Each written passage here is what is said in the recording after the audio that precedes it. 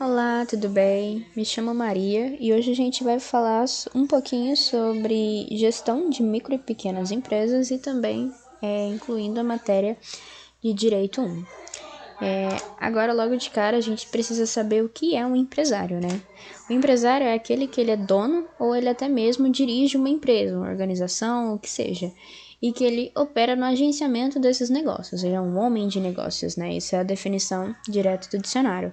Só que a gente também tem uma outra definição que pode ser utilizada, que são aqueles empresários de pessoas famosas, né? Pessoas que cuidam de interesses profissionais e até financeiros de algumas pessoas que têm um desempenho público destacado. Por exemplo, cantores, influencers, que a gente conhece bastante aí.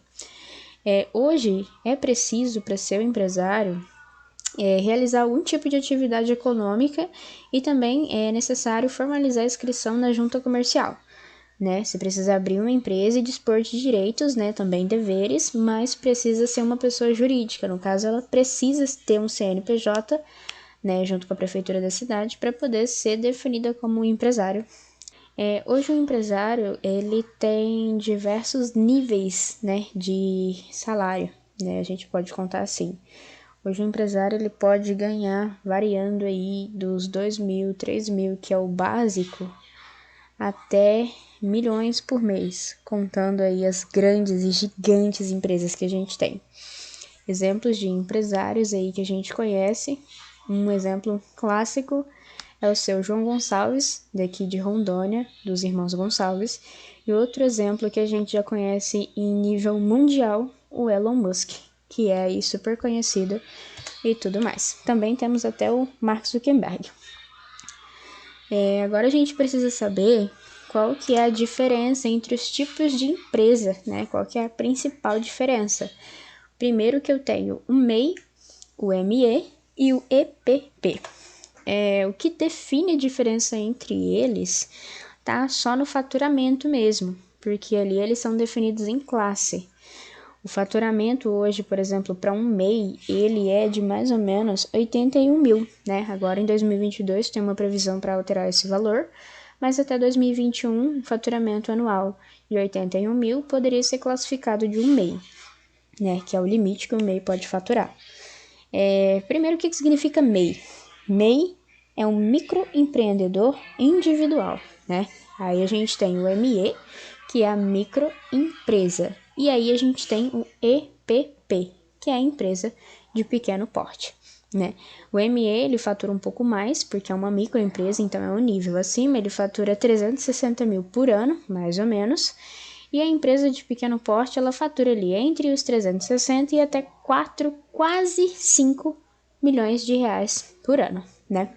Um exemplo de MEI que a gente tem, um eletricista que tem o CNPJ, no caso, pessoas que trabalhem com a questão culinária de casa, que não tenham uma padaria, por exemplo, que façam pães, coisas desse tipo para poder vender, mas que trabalhem de casa.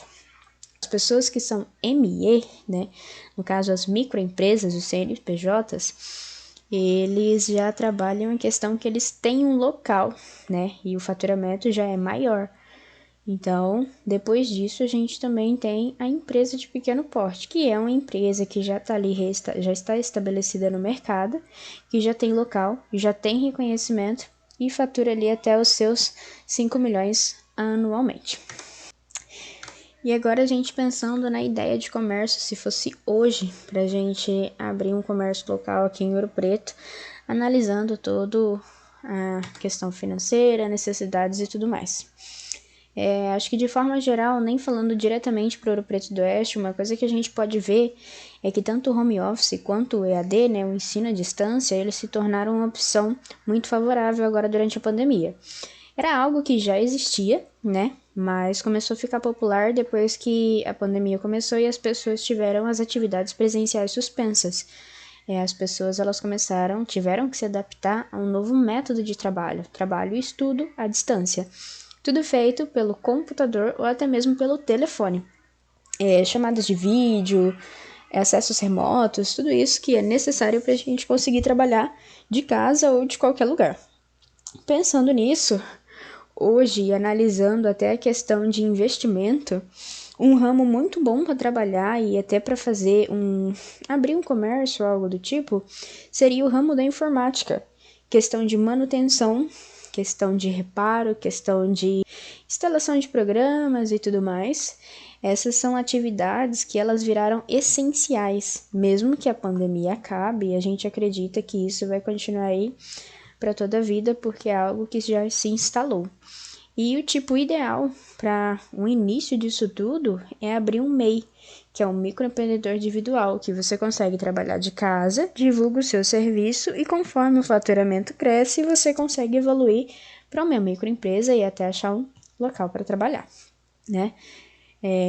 Esse é um pouquinho do que a gente tem para ver nessa matéria aí de gestão de microempresas, micro e pequenas empresas, e também um pouquinho do que a gente tem para ver em direito, né?